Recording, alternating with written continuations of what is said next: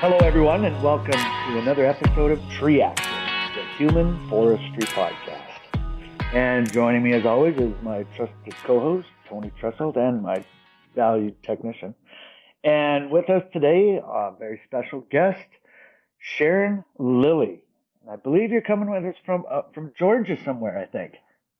That's right. Yeah, I live in the Atlanta area now in retirement. But first of all, let me say thank you for inviting me onto the podcast. I've listened to a few of them, and I think it's a really great thing. Getting people on recordings and being able to hear life stories. I'm kind of into it now. Yeah, it's been fun, and Tony and I both enjoy it, and you can. Yeah, it has been a lot of fun. Like I said, we were talking a little bit before the show. It's been kind of I hadn't realized it was going to happen that way, but I'm kind of glad it did. It's the happy accident, right? Well, Sharon, we always start off with a simple question, and that question being, how did you get started? Well, let me back up a second. What is your first memory of connecting with a tree or with trees? Oh my gosh. So, like many people, I was a tree climber as a kid. That was my place to go for solitude, for strength, for contemplation, just for sort of a mental well-being thing. And anybody who's a tree climber knows what that is. I mean, when you're up in the trees.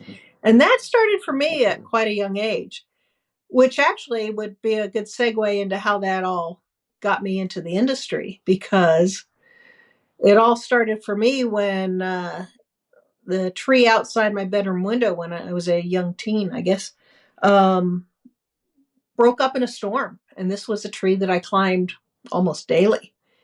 And we had to get a tree service in to, didn't have to take it down completely, but it was really a mess and lots of broken branches.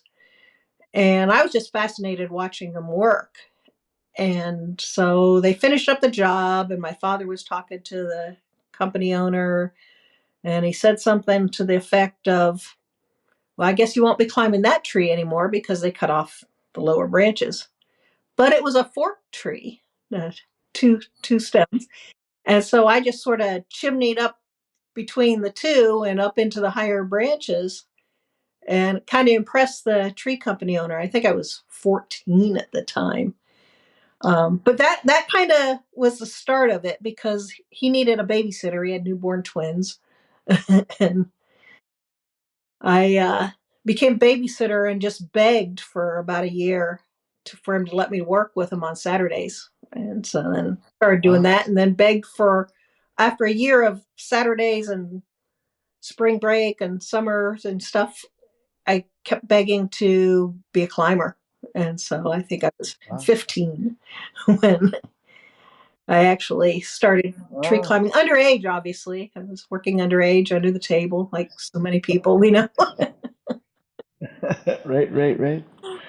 Interesting. Do you remember the first harness and climbing line and hitch that you used? Oh yeah, it was used. Everything was used. Hand me down stuff. Yeah. Didn't know anything about inspecting gear much, but it was Carl Coomerling. We used to call Quick Carl. Climbing saddle, one of the old orange and white ones, and 3-strand rope. It wasn't manila, it was 3-strand rope, and taut line hitch. So Yeah. Interesting. Did you use a lanyard? Did you have a lanyard? Or any snaps, or did you just tie right on the no, harness? had a lanyard, had a snap, and we weren't that primitive, I guess. I did actually climb on manila just to try it out once. I think it was at an ISA conference, just for the fun of it, and it was awful. I was glad I came along after those days. But 3-strand was bad enough. The way it used to hockle, you remember, it'd come down out of the tree and it would just be a twisted mess. It'd try to coil up. Yeah, the way the 3 strands would run through the hitch would spin it. Yeah. Yeah, and it could get so bad it would stop you. Oh yeah. Yeah, if Yeah. you're up in the tree, you can kind of shake it out a little bit. But once you were on the ground, it was such a mess. But my parents did not think much of this. I guess they kind of hoped it was just sort of a young person fad or something that I was into at the time, because I was actually academically very strong and headed for pre-med and after that med school. Wow. And so I got to the point of college and, did the advanced courses and got 7 courses in chemistry, but I hated every minute of every day. And I was just living for Saturdays when I could be up in the trees. And so quite the dilemma.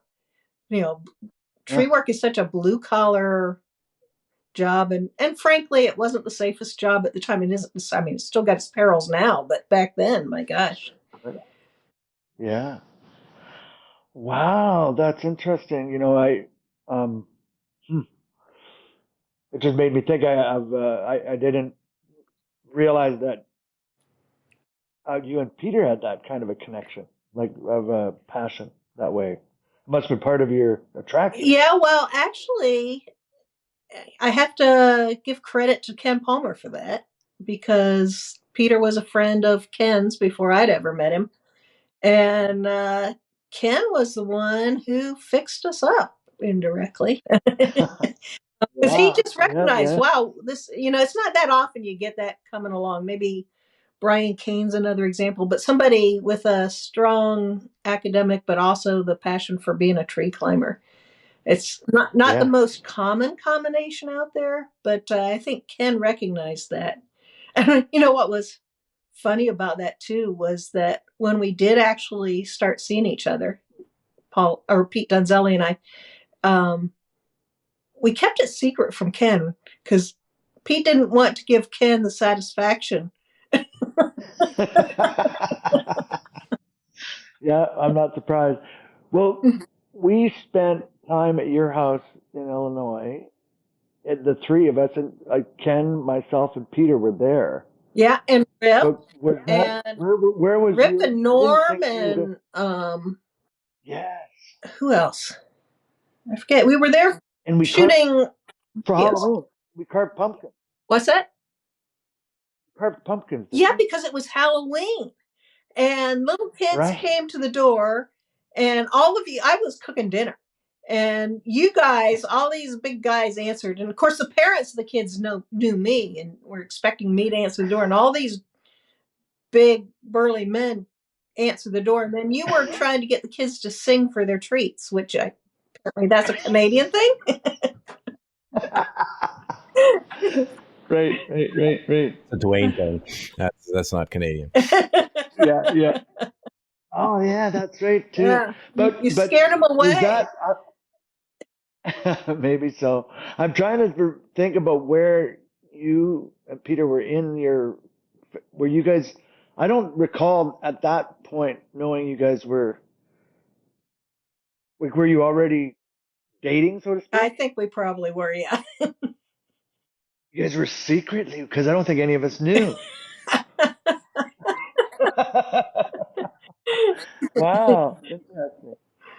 Um, and thanks for I had no idea if we were going to talk about this or not, and I don't. And for those listeners that may or may not know, Peter and Sharon were in fact quite far along in the relationship at the unfortunate time of his passing. Yeah. We would have been married, and we had plans. Yeah. It's that was a real tragedy that was, and well, but prior to that, maybe we'll come back to that, maybe not. It's okay. But thanks for being willing to talk a little bit about it. But I think we'd be remiss if we didn't talk somewhat about the first book, of many and of many accomplishments in the literary field, because the only way I learned to footlock, and I'm really regretful of this because I don't know what happened to my book, the Tree Climber's Manual, or I think it was called well, you'll know the name of it because it was your book. and it had photographs of a footlock hold on trees. Might have been on Arborplex, but it was these old boots. It was a black and white photo that showed the footlock occurring. And I just looked at that picture and studied. It was like, I think there was 1 or 2 pictures, and that's all there was. And there was a drawing, and I thought, well, I think this is what footlocking is. And I practiced as best I thought I could. And Don Belair came up and was doing a thing. It was 1990, and he was doing this thing called Arboriculture of the 90s. And I remember he called out to the crowd, "Does anyone here footlocked or know how to do it?" And I'm looking around, and nobody's raising their hands. And I thought, well, and I'd been doing it kind of. I thought I was doing it, so I raised my hand, and he said, "Well, come on up here and show me what you're doing." And I did what I saw in your book, and he's like, "That's it, everybody, there it is." And I couldn't believe it. But that book I borrowed to someone because I was trying to help people, I guess, or whatever, and I borrowed it to some young lad, and I've never found it again. And you can't get that book anymore. No, it's been out of print for years. That book came about when I was in college at Ohio State, the Ohio State University, I'm supposed to say. and it was my advisor who brought it up with me, but they had what they call a curriculum material service, where they publish books as curriculum and textbooks for educational programming, and they needed one for tree workers, and it was called Tree Workers Manual, for the agricultural high schools in the state of Ohio that offered that. And so they came to my advisor, and he didn't have he taught the arboriculture class, but he had a nurseryman background. So he approached me, and so I was really young when I worked on that.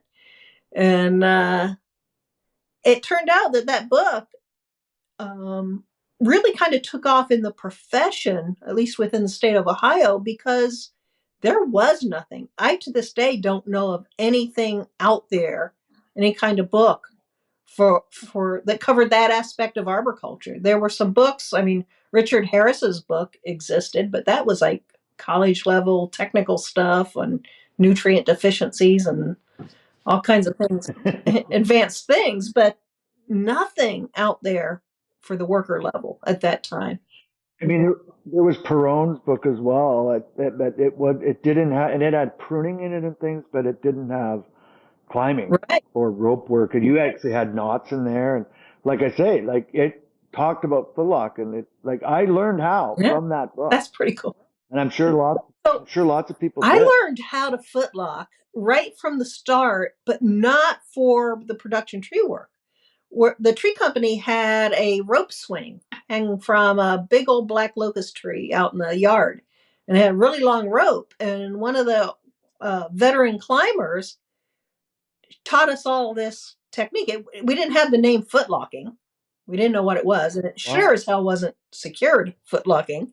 It was, so we climbed up this old nylon rope that held the rope swing, and we would race, who could get up to the top fastest and touch a branch. We didn't have a bell or anything, and we would never use it on the job. It was unsafe because you weren't tied in at all. We're going up 30 feet or 40 feet. I don't even know how much. So just bare hands and nothing. So how did it get in the book? Because I deduced from the book, and I can't remember what the text was with it, but that it was used as an entryway into the tree for working. And I entered the tree once I figured it out, and especially after Don Blair confirmed I had the technique down, then I found myself using it frequently to enter the tree, particularly because I was trained, get in the tree, tie in, and go to work. Mm-hmm. And if you have to cut something on the way up, well, stop and hold on tight and cut it. Yeah. But I was never tied in until I got to the top. I don't know if that was common where you were or not. No, we had the lanyard. So you could stop and do something on the way up, but you had to at least lanyard in. But my first exposure to it as a production tree thing was in a Ohio chapter tree climbing championship. And there were guys there that used it in production work and wanted to be able to do it in the competition, but were not allowed to because it was, they weren't tied in. So I'll have to say this, and it was all to Dave Allen's credit. He was a early champion of it. He ran a tight ship for the tree climbing competition in Ohio. And everything was very much by the book, everything very safety oriented, and all the judges wearing hard hats, all the competitors wearing hard hats. And the first time I was invited to be a judge at the International Tree Climbing Championship was in Chicago at Morton Arboretum, the first time, not the second time it was held there. And I was just shocked that judges were walking around in flip-flops and no hard hat, not looking professional at all. And one of the funniest things was that the throw line was just kind of coming into being a thing. And so points were awarded for installing a throw line in a tree. But these guys really didn't know how to use it. So they throw the throw line into the tree and then free climb up to it. It was such a bizarre situation, but I have to give credit because Ohio was running a really good safety-oriented program before the International was. Well, it just goes to show you not some things don't change, because I think there's quite to this day a wide range of experiences that climbers or competitors could have at various chapter competitions. Not to say that there's, I don't think any chapter's got people running around in flip-flops and no hard hats and that type of thing. But certainly, the caliber or the attention to detail, it seems to me that it's directly related to the passion of the organizers and the people involved with running it, right? Yeah. And, sometimes you have people that are just really into it, and sometimes it's just people trying to get through it and get it done for the sake of it. And I don't want to judge anybody or cast on any, but there is still quite variables, I find, in my travels as I've traveled from chapter to chapter. Yeah. Later in my career, when I'd be working for ISA, and I'd go to various conferences, usually to be a speaker, and I'd attend the tree climbing championships. And I felt like I was always in an awkward position because, sometimes you'll see something that's unsafe practices. And so, based just on good conscience alone, let alone being an ISA employee, I felt the need to go to the person in charge and point this out, saying, hey, this is a problem. And it wasn't always well received. And I'm guessing that both of you probably had similar experiences from time to time visiting chapter level competitions or even not chapter level, some other competitions with other organizations. Yeah, I think it's becoming less, I do think it is becoming less, but I think it still is out there. We still have, the fact that the industry is virtually unregulated, I think is, as a reason for some of that, and there's still lots of, we had a student in a course recently. He was taking a risk assessment course online and with one of our instructors, and he was shocked and dismayed that he would need a hard hat, because we recommend, even if you're inspecting trees like track, that you have a hard hat. And this is an online thing, so we asked people to show us, but he didn't have one, and he's had a tree service for 5 or 6 years, and he was like, "What? I'm supposed to have that stuff?" And he inadvertently now is wearing one, and that I bought one for everyone on my crew. How about that? And I was just astonished, like that was just a week ago or two, and so it's it's out there, right? Hey, I have to give credit though. You triggered a thought on that. And I know you've talked with some of your other people you've interviewed about early days of training. So I can remember one of the first, of course, was Don Blair, and he was out there, but it really wasn't as much hands-on training as we have now. And then there was Butch Weber and Ken Palmer.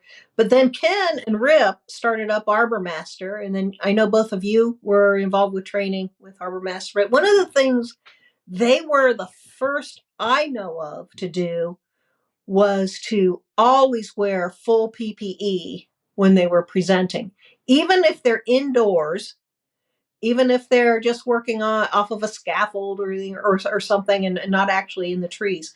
But it sets such a great example, because one of the things, and I'm sure other people have mentioned this too, when I was a tree climber, especially the early years, it was this cowboy mentality, just sort of up in the tree and yeehaw, and there'd be a really close call.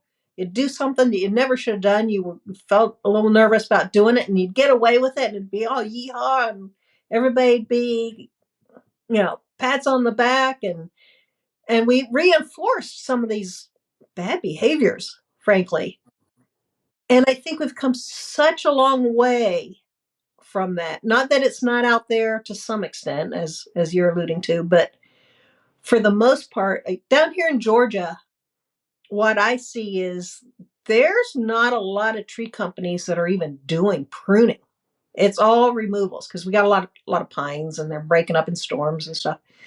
And so most of the tree companies are doing removals, but tree companies that don't have any certified arborists, are not involved with the professional organizations, I'm seeing them out there wearing top-notch helmets and using modern gear and modern techniques. And that, to me, it says we've come a long way, because these would have been the cowboys not that long ago. Mm-hmm.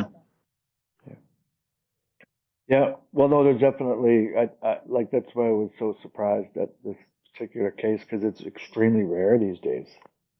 But there are still some out there, I think. But yes, I agree with you. It's by far improved. And my recollection, because I was on the very early stages of ArborMaster's training series, and when Tim was involved and still doing, and it was the connection with Husqvarna and Tim that really brought that home, because they were the ones, and a lot credit to Tim, because he was like, and he would be on us all, and Ken and Rip included, like, you guys wear this stuff, like, all the time.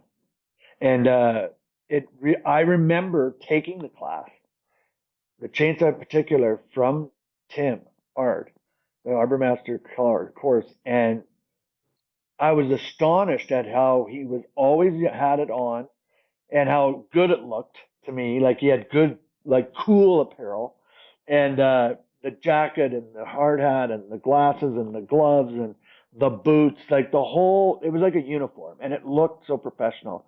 And I just, less than a week after the class, I had everything I could get to copy what he had, and try to look like that. I never changed after that. Yeah.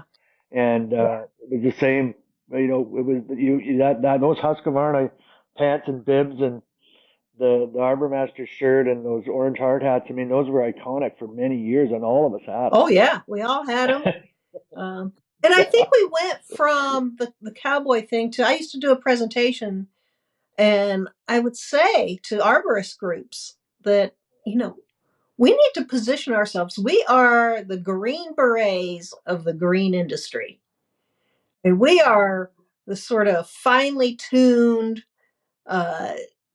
advanced skills, technical equipment to the rest of the green industry. I mean, to, the landscapers, the golf course superintendents, the nursery people, growers, even urban foresters and municipal arborists. The climbers out there, the arborists, they're like pinnacle in some ways.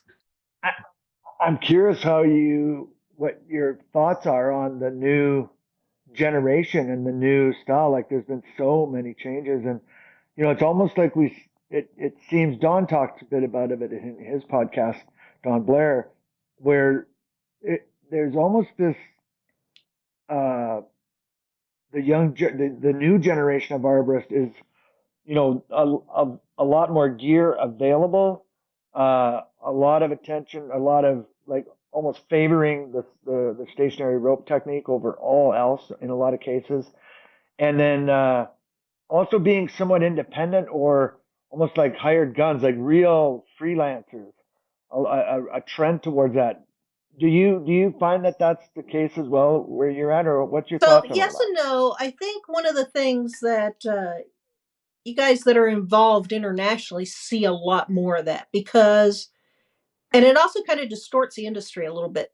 You're if you're involved with tree climbing competitions, especially or national training, you're seeing a lot of the top notch people in the profession and they get really good and they have that freedom to be freelancers and to actually travel the world and work with lots of different people in lots of different areas.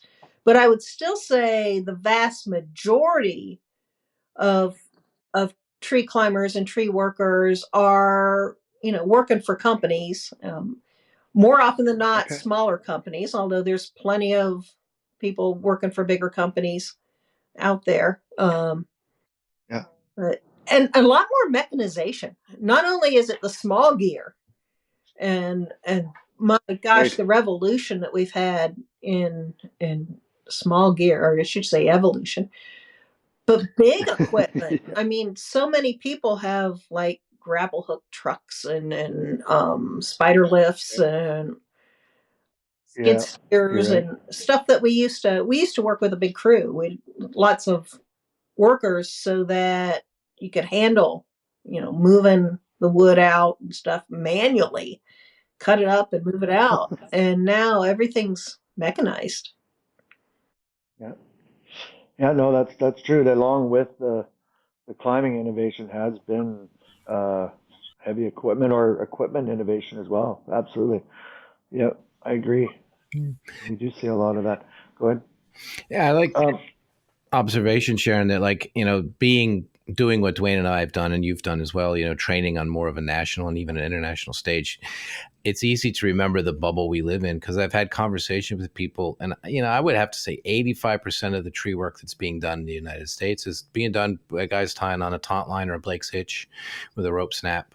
Most of them now are wearing hard hats. And I agree with you that where there used to be no perception of safety, if they're not wearing hard hats, they know they should be at Yeah. this point, which I'm considering progress. 20 years ago, you just didn't know. Like, what? And I think that it leads, and I think in some respects, training in this industry is underserving a great majority of the people that do tree work because you don't see a climbing course where anyone teaches how to learn a taunt line or a Blake's hitch anymore. And there's still valid techniques. You can still do it. I mean, I run into people that, it's like, this is, you show them a pulley under their knot and it's like you just handed them fire. Yes. Like, but they're still doing safe tree work. And I always say, could you do it more efficiently? Absolutely. But I think there is a misrepresentation a lot of times because everyone wants to come and they want to learn all the new shiny, but they don't even know how to tie a Blake's hitch. It's like, well, let's slow down a second here. We have to go walk here before we can start running. Yeah, and it's a little And bit scary. I mean, one of the things that Alex Julius and I grappled with when we revised Tree Climber's Guide a couple of years ago was, do we include the taut line hitch? And so I really mm, started calling around, and it turned out that, especially among like some of the bigger utility contractors, it was still being taught and used. And then a mm. lot of tree companies branch off of that and start their own companies. So there's still people out there are using that. But the kind of Oh scary yeah. part is not that, I mean, the top line hitch is a legitimate hitch, and certainly the innovations have come by the need to solve problems and improve efficiencies. But what you sometimes see then, if you go to example for a TCIA Expo trade show, and you've got these crews walking, company owners will bring the whole crew and they walk around the floor, and you've got some of these climbers that are climbing on using MRS systems with taut line hitches and snaps, and then they're exposed to some of this stuff. It's just got to blow their minds. And a lot of times there's a gap in the training too. I mean, or even if they go and get training, company will send their key person to learn it and bring it back and train everybody else. Well, you know that there is a little bit of erosion at every stage of the way there on what was taught and what gets taught 2 or 3 steps down the road. So on the other hand, there's also lots of good materials available, certainly online, and plenty of things that we all see online that we wish weren't out there. Yeah, yeah. It was just recently there's that phrase buyer beware, but now there's like learner beware or climber beware. With what you learn on the instructional YouTube channel, it may or may not be the best thing. It might look cool and all that, but it may have more to do with the videographer's ability to show something neat rather than actually valid technique, and that's difficult. I find it's always interesting to, I don't know if the word is interesting, but sometimes it concerns me, but what do you do? It's there, it's out there. And I think we see a higher overall students coming to our programs now they are at a higher level of knowledge, general knowledge overall. But they still value, we've struggled with that in our curriculums, and we still find the basics. It's so often, even just the requirements, something as simple as the requirements of a carabiner. You're not going to find that online very easily. You can, but it's not the one getting all the hits, And those basic things are still pretty vital to have a foundation. It's like anything without a foundation, right? Well, that's one thing that ArborMaster Canada, North American Training Solutions, all these top-notch training groups really work to reach out and get professional input at various things. So, for example, that's how Pete Donzelli, came to the industry. He brought knowledge of physics and engineering to understanding forces in rigging and that kind of thing. And so things evolve over time. And sometimes when I'm at conferences, I'll sit in on presentations and people that I don't know, never heard of, standing up there talking, and they say things like vector forces. Well, it doesn't even make sense. Force is one of many types of vectors, and there's no such thing as a vector force. It's a force. Yeah. Forces are vectors, and yeah. Or even there's one that I really hate, but it's widely used, is negative rigging. I don't like that term at all. I think it presents connotations that aren't quite right about what's happening, and it's not well understood. Yeah, negative rigging. What else do people call it? Negative block or negative rigging, and then zero block, or there is some, and I think that we're still, in some ways, there's as this innovation occurs, like we lack some foundation in terminology. Like Shiga would always say, we can't communicate till we define our terms. But sometimes terms do get defined or vernaculars developed. And Tony, recently you were working on curriculum. We're trying to talk, like we're not talking about rope terms. And, we trace it back to our history in learning, and it almost goes back to some of the very beginnings with Pete and with ArborMaster and everything else. And yet, one of the recent ones that we were astonished to discover, I think it had to do with lead and fall, if I'm not mistaken, Tony, that we thought was in Ashley's, because that must be where we got it from. We can't find it in there. So it really came somehow out of the ArborMaster stuff. Well, I think it came from sailing, if I'm not mistaken. And Ken's background in that. Yeah. And if you go back to how the rigging videos and even the rigging book and other videos prior to that, there was some pretty strong influences there with Ken and Rip specifically, and then Pete and somewhat myself, where terms, and you as well, Sharon, because you were involved in those projects, and we would have to decide what the terms would be, even in the rigging book that Peter wrote. And that's so important. It actually brings up something I did want to talk about on this call. And that is that once I was out of production tree work and working for ISA and developing educational materials, my perspective was different from a lot of the other people I was working with, and a lot of the top-notch climbers and trainers I was working with, because when you get to the point of training, your perspective is, what can I train this group of people? What can they capture? What can they absorb and learn in a certain amount of time? And teaching it consistently. And then especially if you have multiple trainers going around, how can we teach this consistently?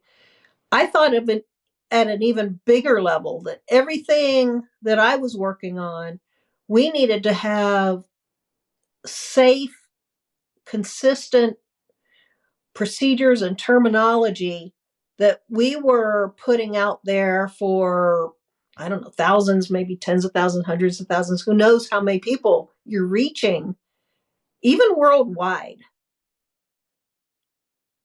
So, yeah, I just thought of something kind of funny. I actually wasn't even in the session, but it was an ISA presentation. And somebody told me about it later, but the great Mark Bridge was doing a presentation at an international conference.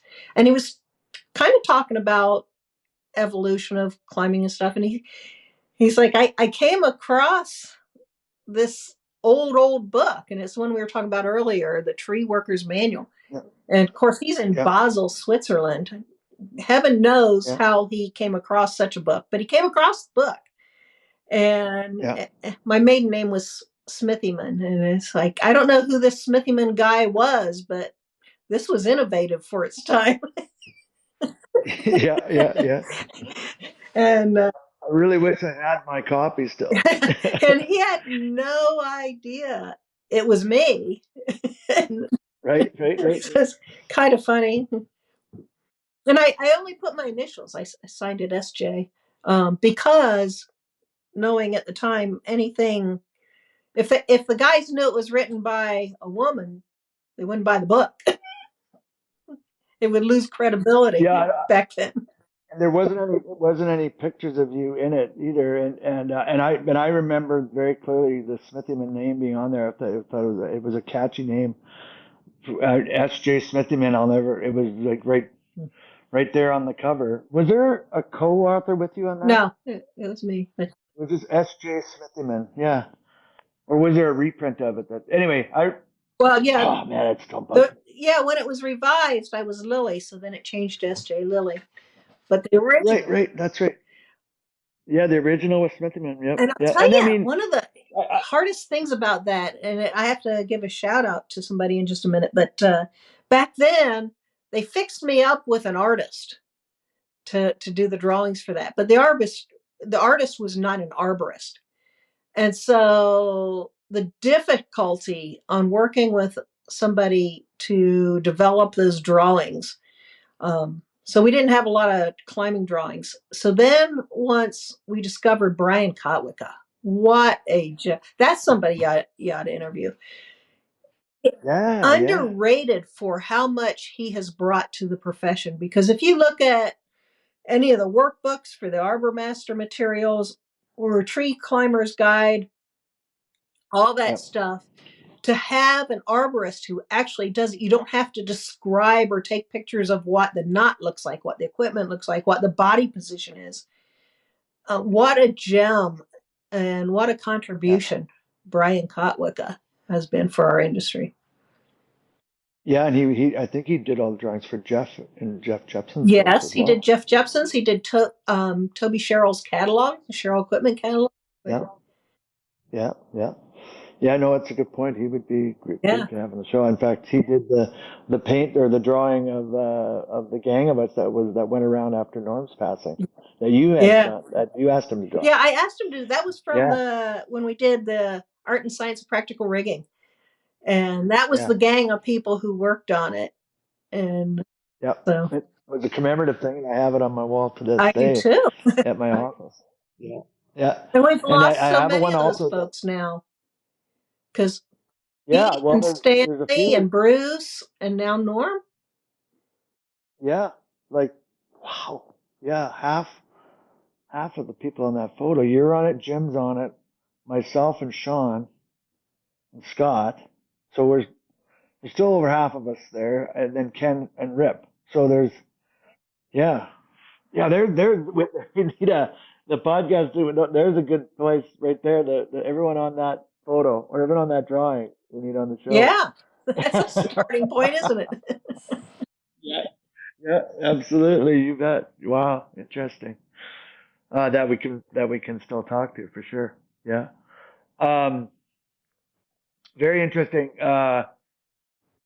Maybe we always tie in a little bit what what people's thoughts or feelings are around how trees have. We've been talking a lot about your professional journey and your book writing, and there's ample more there to dig into. But if we just take a little segue, do you feel, or how do you feel trees have impacted you personally as a person in your general day-to-day living? Do you think do you draw parallels or connections ever? Well, I know when we retired, what was important to me was to be near trees. I mean, so we're kind of close to the mountains and great hiking. So trees have always just kind of been there for me. And I still to this day, I get out in the woods and I take a deep breath and, I can smell the soil and the leaves and the mycorrhizae and Yeah. pine needles. And, it's just has such great restorative powers. But I'll tell you something funny. To this day, I haven't done production tree climbing since the late 90s. And to this day, if I go to look at a tree, maybe for a track class or something, my mind immediately goes to where's my tie-in point going to be and how am I going to work the tree? And I don't know if you guys do that as well. Is that just me? But every time. Well, Every tree I look at, I'm somehow like, well, how would I prune this? How would I remove it? Or sometimes, like, I'll make the weirdest comments. My daughter will get on me. She's like, I'll be like, man, this tree would be terrible to take down in here. She's like, Dad, what does that even mean? I'm like, It gets in your blood somehow. I mean, you start thinking about how you're going to work that tree. Well, it's like the old saying goes, the roofer can't drive by a roof without making a comment, right? The siding guy, the window guy, the sidewalk guy, and then there's the tree guy, right? Like you're always everything you see in a tree has got to do with its it's care and maintenance to some degree, right? Oh, who planted that there? Oh, boy, that thing, that's got scale. Well, they're going to have trouble with leaf liner next year, I'll tell you that. Oh, it's been a winter kill for sure. You can see, the witch's broom on that thing. People are like, what the heck are you talking about? Yeah, it is. We had a guest on yesterday who would have a game with his daughter. She'd get $1 for every tree she identified correctly whenever they were driving around in the car. Oh, that's awesome. So she's growing up and she knows her trees quite well now, right? But it was just something that just infiltrated all parts. And, he went on to say that he doesn't recall really ever. There's really nothing he does where trees don't end up being a part of it on any vacation or anything. You end up somehow going to an arboretum or finding where the trees are or even making contact with because this person has traveled lots to the internationals. And so an arborist somewhere wherever you go. Yeah. And they end up showing you their favorite cool tree that's always in some weird remote space. Like most people wouldn't normally go, and it's always, I find it fascinating because some of the coolest trees, in Hong Kong, they're just growing out of the rocks or on walls, but like some of them are in the places where there just isn't a lot of human activity. That's where some of the coolest, biggest trees are, I think, for obvious reasons, right? They're not being, what was it recently? Shigo would always say the survival is living in an environment where everything is trying to kill you. and that's where most trees grow. Where they thrive is where everything's trying to help you, right? And that's the difference. But I'll tell you one thing that worked out really well for me personally is after retirement, my husband Joe, you guys have met Joe. Yeah, of course. And he got into birding. So quite a compatible hobby. There's actually a lot of arborist birders out there, especially in California. So, Oh yeah. I mean, those two kind of go hand in hand. So we enjoy, walking out in nature in the woods together, and he's listening to the birds, and I'm taking up the trees. And Yeah, well, they definitely are hand in hand. I mean, you don't. Well, I mean, there is birds where there aren't trees, but I think there's always more birds where there are trees. I mean, there is plains birds, but it's a lot easier to see them when they're sitting on a branch. hey, I got a question for you guys, because something we should talk about, since it's been a big part of my life, is the certification. So you were talking about when you have students coming into your programs now, and where they are as a starting point. And since we all live in three very different places, I'm wondering, it's my perception, and maybe it's just where I'm living, that we have largely, as a profession, moved on beyond topping. Not that it's not out there at all, but that I think we've really worked so hard over the decades to get the message across. You see a lot less topping. Um, and that's just kind of a barometer, I think. Toppings kind of like wearing a hard hat is a barometer for the safety level of a tree crew, and because there's lots of things that are probably as or more important in safety than just the hard hat. But I think tree topping is kind of a barometer for where we've come with education and other aspects of arboriculture, certainly pruning and caring for trees. So what are your thoughts on that? Are you still seeing it much? Oh, well, I can go first. I don't. I would have to say it's significantly less. Yes. It's not near the frequency is certainly down. I'm just the other day I saw trees that had been. I was surprised to see it, it hadn't been that recent. It had been a few years, but I think in thinking about it now, if I'm really analyzing it, I think that it is a significant decline. Yes, I would say, which obviously is a credit to something occurring out there. Knowledge being increased, that'd be number one, I think. Tony, do you think so, or? Yeah, I would agree overall. It's definitely less. Where I tend to see it now more is it's usually associated with line clearance to an extent. But having said all that, where I'm at here in and around Lancaster, Pennsylvania, it hasn't changed much. But you have to understand some of it's cultural and population here. We have the largest contiguous Amish population in the country. So they'll do a lot of their own tree work, and a lot of it is 400 years old, dated tree work. So you still see a good bit of it around in and around Lancaster County, Pennsylvania, but it's not. It's a microcosm. Yeah. I see it in the farm, very rural areas with farmers. And a lot of times these farmers are doing it themselves. Yeah. But when I do get out of, the little bubble that is Lancaster County here and see it, I would say there is a marketed decrease in it, in it. Where I do tend to see it now, it's either misidentified as pollarding, which is an education problem, but they were trying something. It just wasn't what they thought they were doing. Or it's usually associated with some sort of line clearance. And then but that's another animal as well too. But yeah, I would agree with you. I say as a barometer, I think that the education and certification has definitely bumped it up. I've seen, a lot of the ramifications. I can even remember I got my certified arborist in 1998.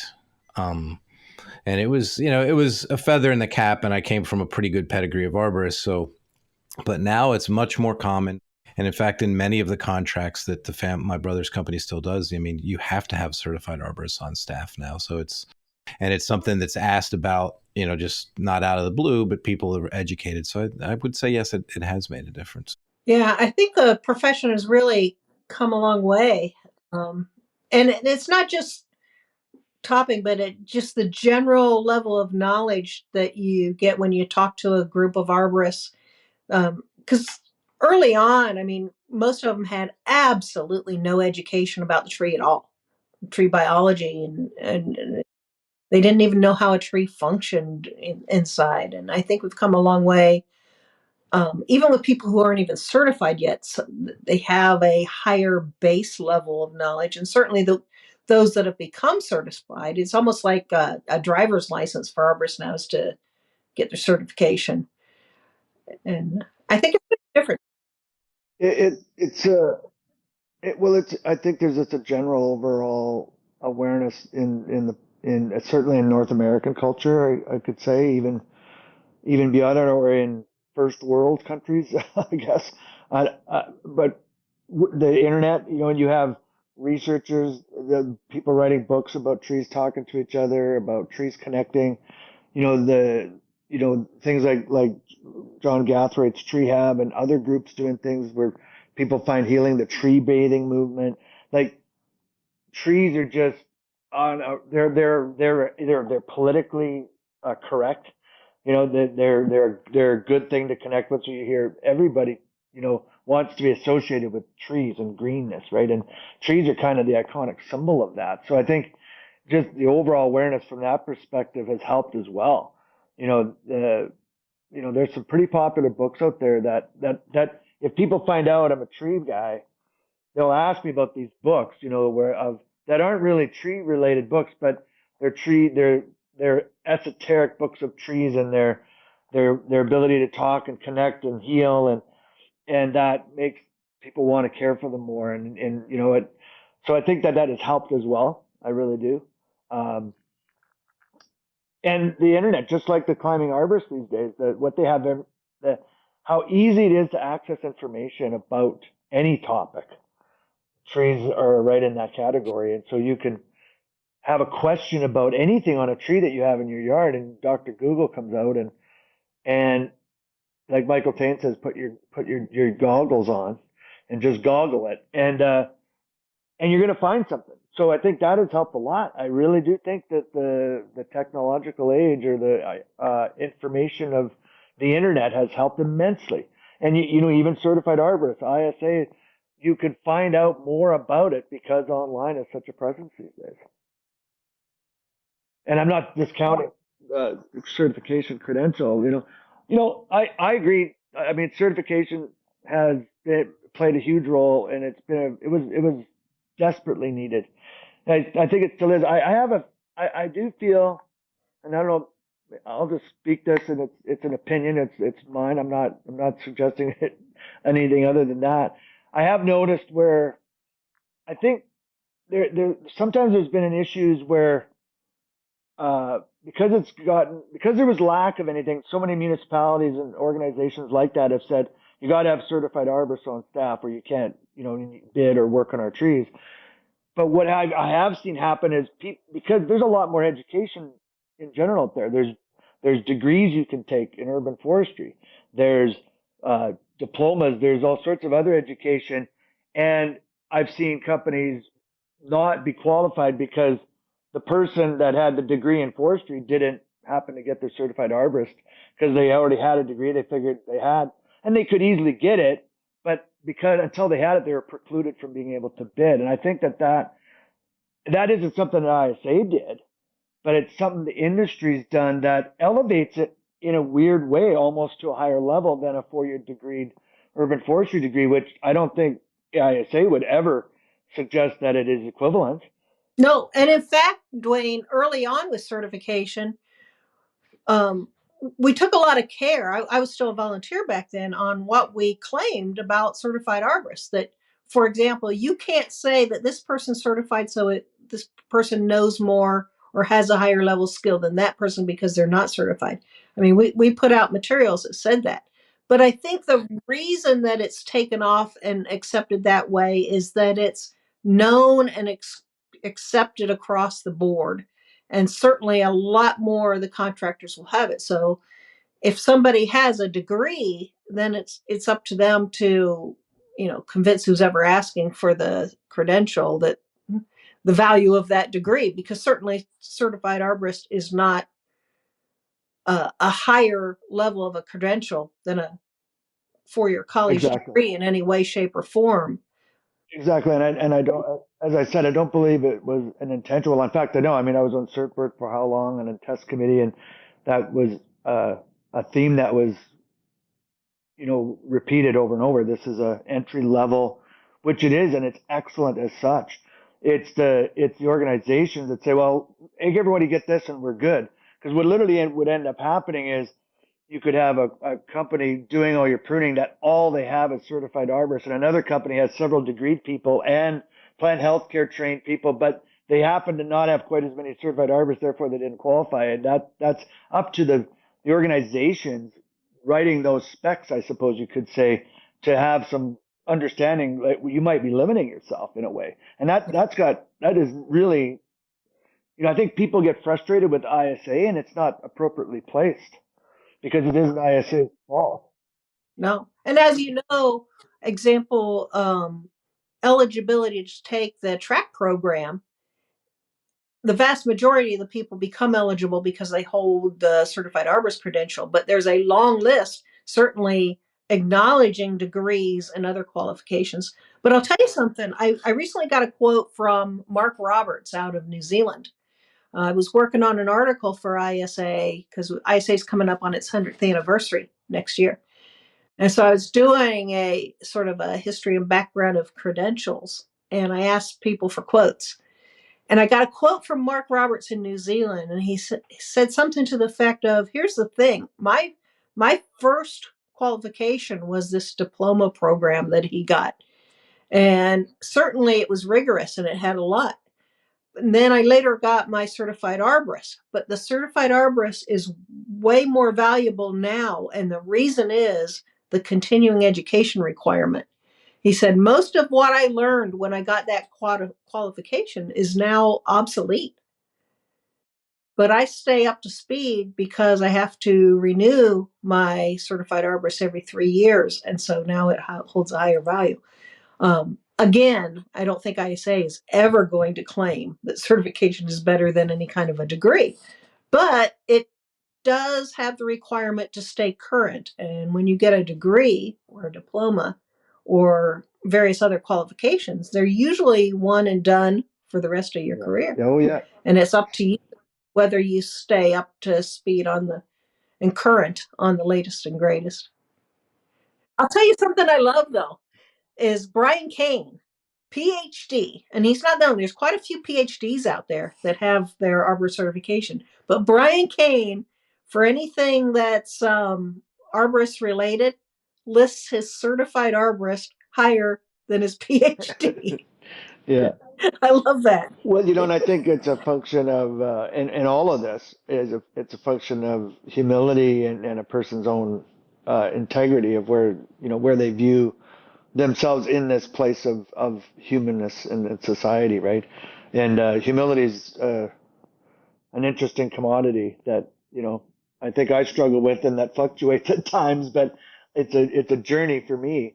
And but I notice in people that like yourself. I was thinking of this morning while I was walking my dog before our chat here. And you started off by thanking us to have you on the show.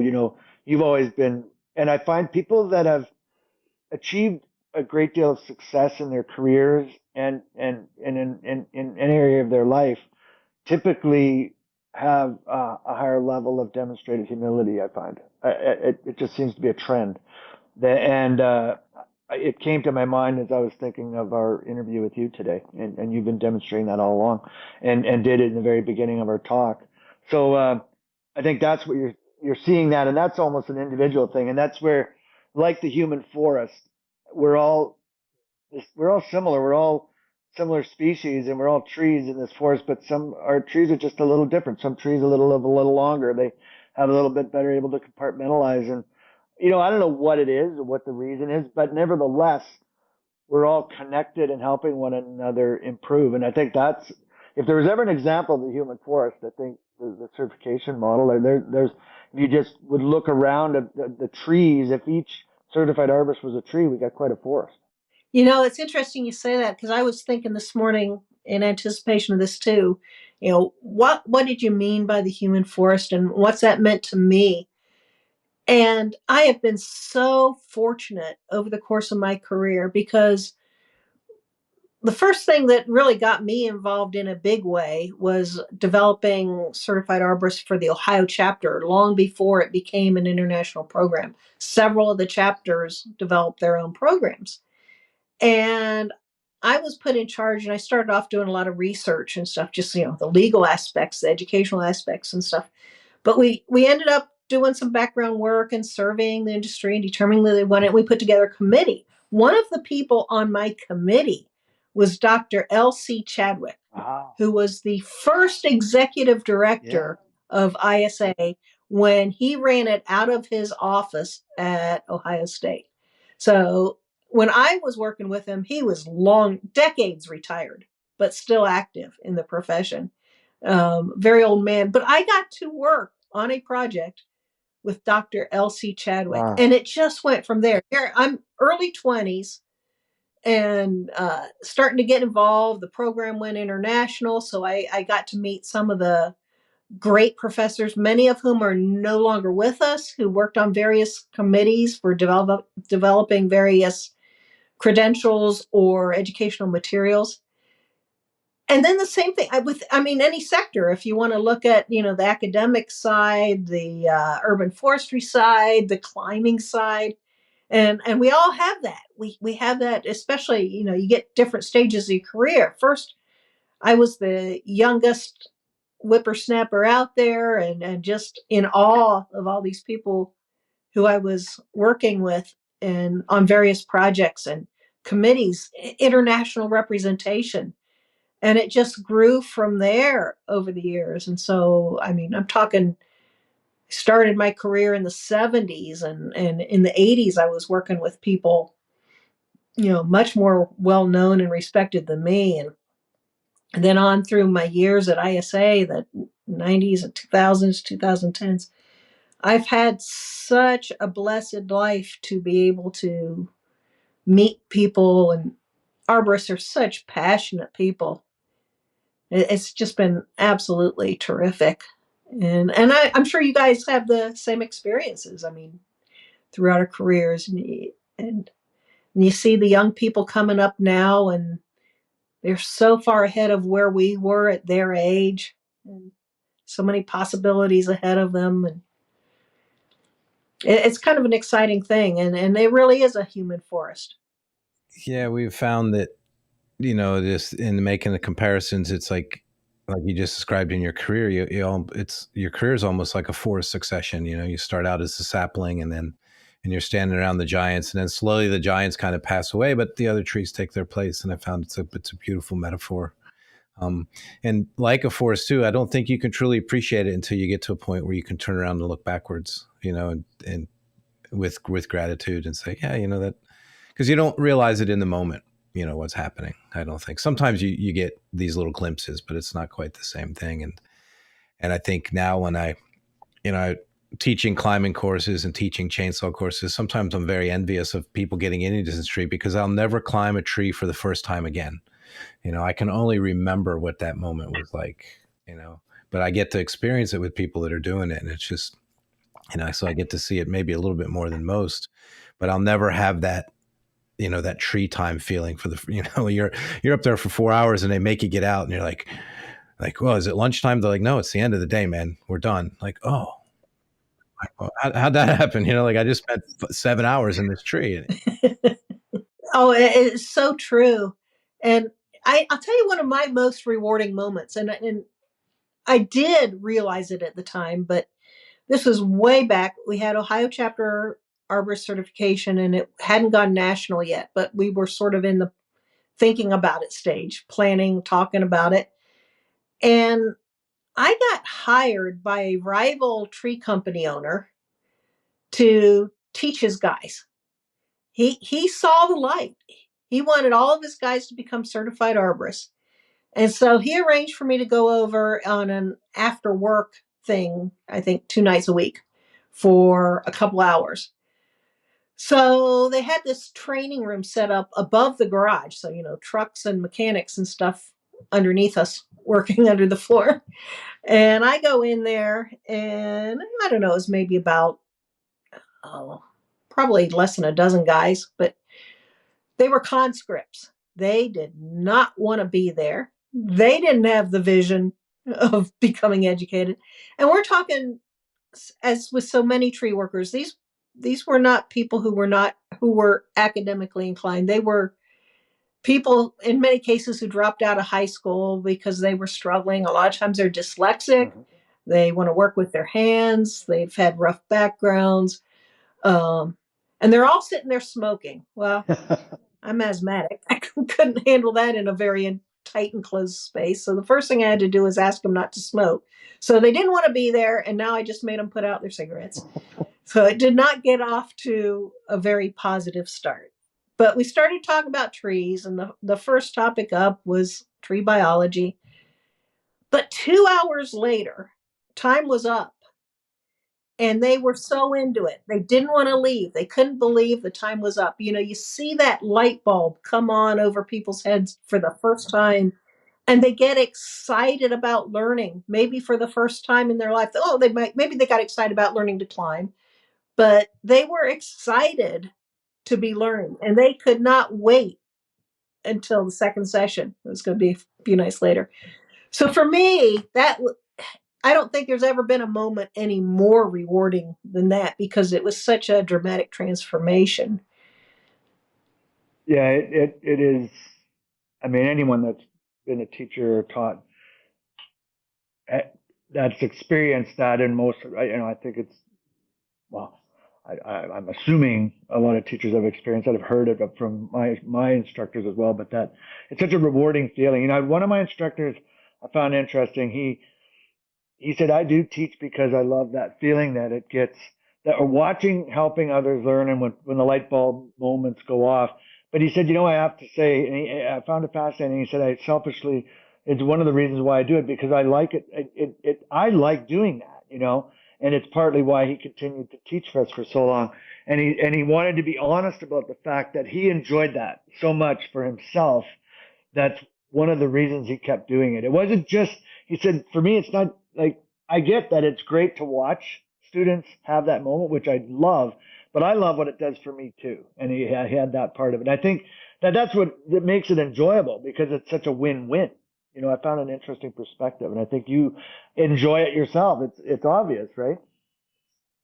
Well, heck, I retired going on 8 years ago. And I can't stop doing it. I'm still developing educational materials for ISA.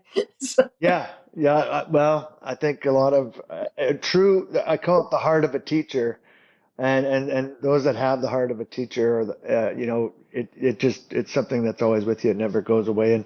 And those tree teachers, that have the heart of a teacher, anyone around us knows that with very little urging, we will gladly share our knowledge and information that we have in our heads about trees with anyone who will give us the time to listen. But you know what? It's not just that. And I'm sure you guys see this all the time. It's not just that you get to share that and you get to see that light bulb or that aha moment, but that everyone out there is also a teacher to, or potentially a teacher to you. I mean, how much you learn from somebody who you just didn't expect to learn anything from.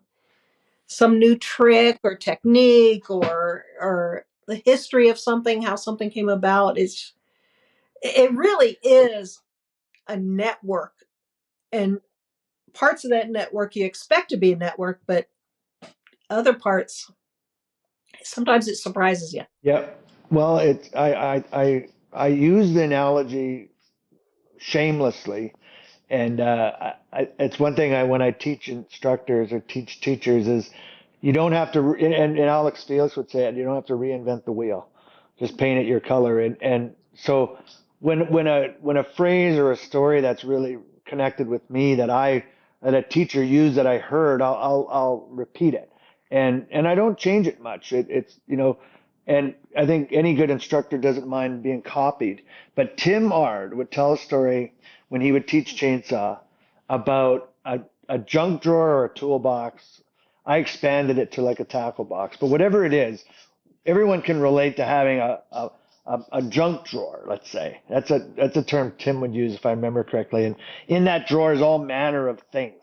Old screwdrivers and bent wrenches and wrenches from the barbecue you put together or the bike you assembled, and that you don't want anyone messing with that. Like someone was to take something out of it, they might not know what that tool's for, but you do. And then he would liken that, and he would invite everybody to think of training like that. And, in the day of training with him, if you could consider that he's going to open up his box of tools and share with us how they work and how he uses them and what he's learned, and invite you to do the same. And together we compare and contrast. But the key was it had to be open. And he would say your mental toolbox, for example, if it's open, then you're always going to learn and garner things and be able to put things in there and share things with others. And I think that's what you're getting at there, Sharon, is, and that's, again, not everyone always, you mentioned the erosion effect of taking training and then passing it on.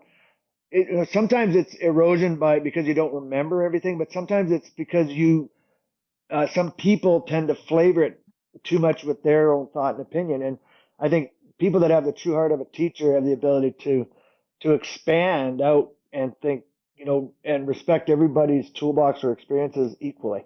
And that's how we really benefit and share. And what an example trees are of that, especially in the root system, and how they connect and join. And, there's been evidence now to prove that some interspecies connections even. Yeah. And that is, and it's another example that I can't get over how much I think if we were to live together, the whole human race, like the way forests interact, I think we'd have a lot different experience on this planet, personally. Just realizing how interdependent we all are. Yeah. And not just among ourselves, but interdependent with other species and other parts of the ecosystem. It's all totally intertwined in ways that we're just beginning to appreciate. I agree. And I think the trees, and I'm biased on this, but I honestly somehow energetically believe that trees are a far greater connection to that whole thing than we think. And I think the reason is they're so ancient. I mean, I guess the ocean's the only thing that's older than the trees as far as a living type thing go, but it's a little harder to identify with water, other than we love it and it's amazing. But like a tree, you can walk to a tree that was there long before your father and grandfathers and grandmothers existed, and will be there probably after your grandchildren pass, and they'll experience this tree in very similar fashion that you did. What an amazing thing, and what an amazing connection that connects us all energetically, and trees are such a living example of that, I think. Yeah, that's why I really like the premise of this podcast. It really kind of brings that out, the analogy between the trees and the forest and the network of arborists and other professionals that we've all experienced and benefited from. Well, that's exactly the idea. And, not everyone expands on it quite to the degree that you have here, but I really appreciate you doing that and giving it some thought beforehand, because, it's kind of fun. Yeah. And it's been fun doing the podcast. Yes, it's been delightful having, and we always reserve the right to have a do-over. There's a lot of stuff we could have touched on that I think we might still consider it if you're ever up for it. Thank you very much for joining us today. Thank you, Sharon. It's been a minute since we had an opportunity to catch up. I've enjoyed it immensely. Well, thank you both, and thanks for doing this. And though I'd be happy to do another one, there's a lot of trees you got to get out there and touch. So a lot of people. So